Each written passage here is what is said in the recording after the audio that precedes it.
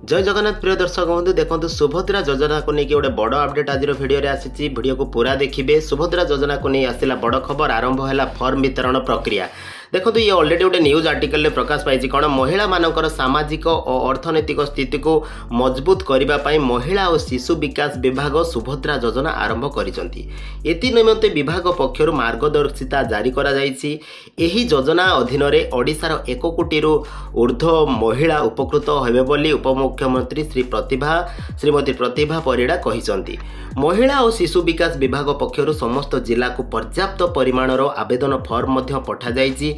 समस्त जिले में हिताधिकारी निमंते आज फॉर्म उपलब्ध हेबो एवं गतकाली फॉर्म ऑलरेडी आसी आज फॉर्म वितरण हेबो एवं पंजीकरण प्रक्रिया आज आरंभ हो सारी। देखो ए समस्त प्रक्रिया देयमुक्त होबो बोली विभाग पक्षर स्पष्ट करा जाइछि।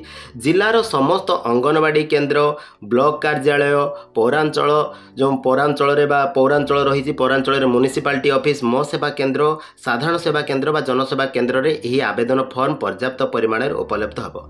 यही स्थान मानक आपण कौन ना जो सुभद्रा योजनार फॉर्म आपण पाइपर कौटी ना आपण निकटस्थ अंगनवाड़ी केन्द्र हो कि आपंकर ब्लॉक ऑफिस हो पौरांचल जो पौरांचल रही जो म्युनिसिपालिटी ऑफिस सेठी भी आपण पाइपर।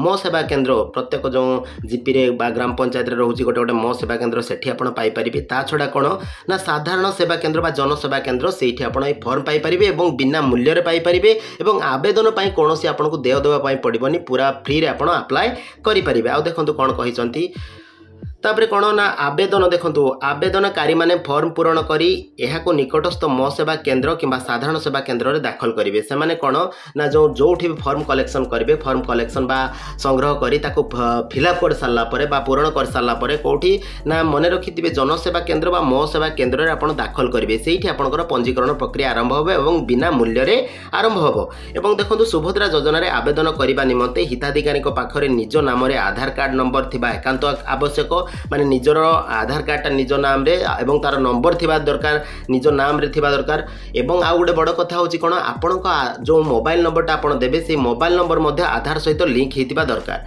एहा सहित आधार कार्ड सहित एकक धारक बैंक अकाउंट रहितिबा दरकार। आपनकर आधार कार्ड जो रहिछि ता सहित कोन एकक धारक एक बैंक अकाउंट माने कोन ना निज नाम रे आपनकर बैंक अकाउंट थिबा दरकार। जॉइंट अकाउंट ने जॉइंट अकाउंट थिले आपन अप्लाई करि परिबे नाही।